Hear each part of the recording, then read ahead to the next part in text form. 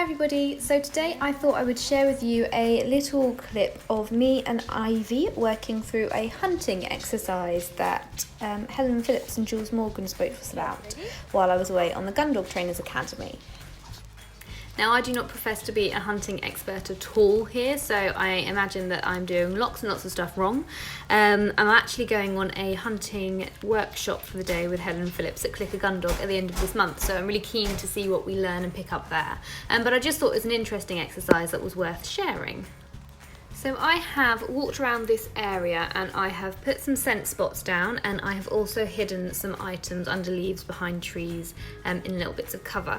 And I'm setting her up in front of me and then casting her out to go and hunt for those items.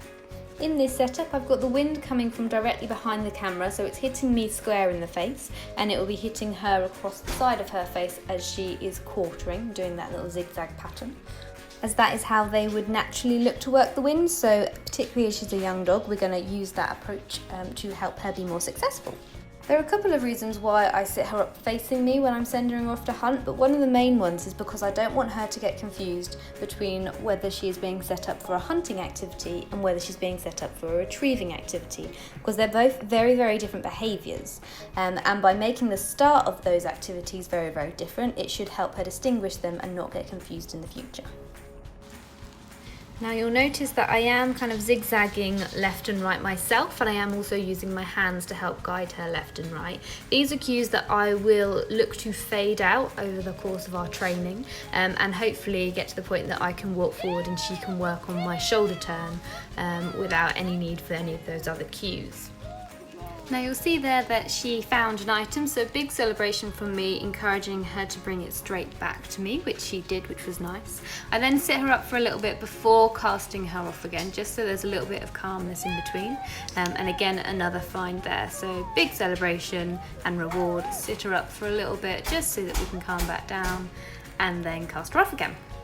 So when I was doing this exercise, I put down a variety of different items. So we had some canvas dummies, a tennis ball, a fur-covered dummy, and a feather-covered dummy as well. So just so that there's a bit of variety, so she learns and gets comfortable with picking whatever it is that she finds, and doesn't start to become too choosy.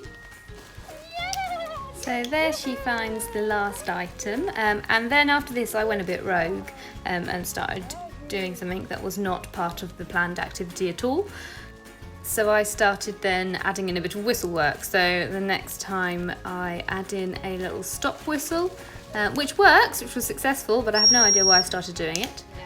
And then on the last go, I add in a little recall, which again works very successfully, and not a bad idea to train my whistle cues whilst hunting, but it wasn't part of my plan. But she came back, charged into me, and then gets her tennis ball as a reward.